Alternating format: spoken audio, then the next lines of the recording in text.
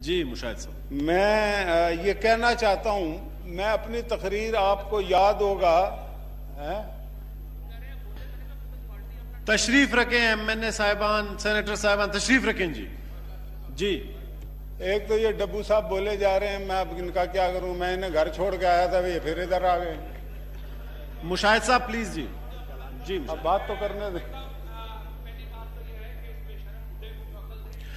Please no cross talk. Minister साहब आप भी प्लीज।